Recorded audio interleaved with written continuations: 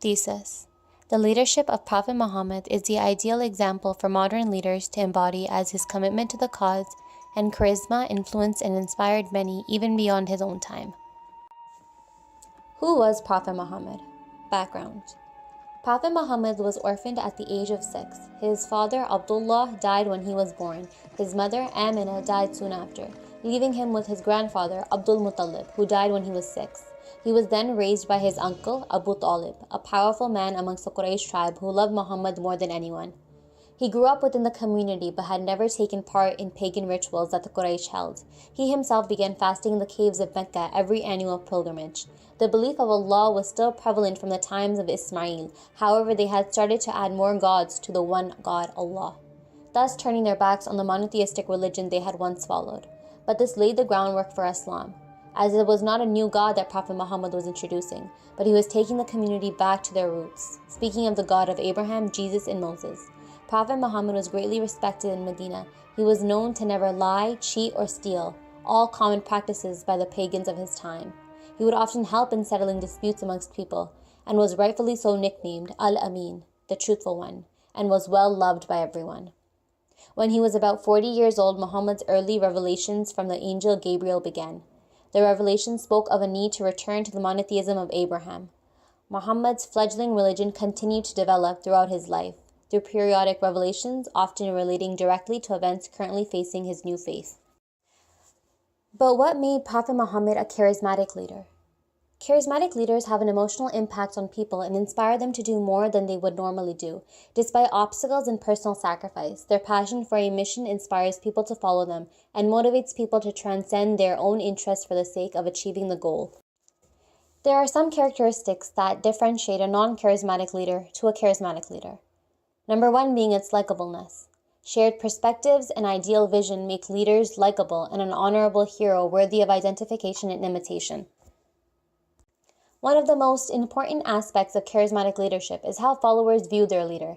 As discussed before, the personality of the Prophet was exemplar. He was well respected and loved by his tribe. The mission that was carried out by the Prophet Muhammad was followed because of the divinity of it. This is how he first became a charismatic leader.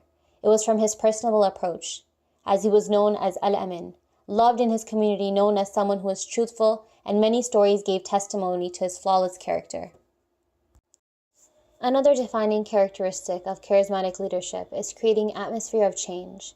Prophet Muhammad challenged the way of the Quraysh tribe, what any man in that time held most dear to him, his beliefs. It can be argued that belief is a state of mind and the essence of a person. To challenge and change that created the atmosphere for continued change in social, political, and economic sectors. The breaking of tradition, the change in worship, the rights and equality of a people in front of God at a time of rampant racism and slavery. Prophet Muhammad said, "O mankind, your Lord is one and your Father is one. You have all descended from Adam, and Adam was created from earth. He is most honored amongst you in the sight of God, who is upright. No Arab is superior to a non-Arab, no colored person to a white person, or a white person to a colored person, except by taqwa," and narrated in Tirmidhi. Idealized vision that is highly discrepant from status quo. The tribe that Prophet Muhammad was from was one of great power. Their main reason for opposition to the message he was preaching was that they thought themselves as superior to others. Prophet Muhammad preached equality and said all men are the same to our Lord. The only difference is in their piety. The people of the Quraysh could not fathom being on the same level as slaves or the poor. They thought that this ideology would destroy the fabric of Meccan society. Strong and inspirational articulation of vision and motivation to lead. At the age of 40, when many people slow their lives down and start to fall into habitual schedules and plan for their old age, Prophet Muhammad was so motivated to spread the message sent to him by his Lord that he was willing to give up all the comforts he had.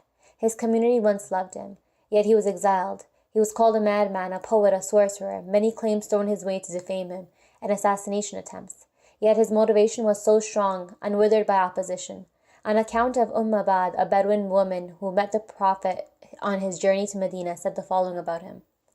When silent, he was grave and dignified, and when he spoke, glory rose up and overcame him. He was from afar the most beautiful of men and most glorious, and close up he was the sweetest and loveliest.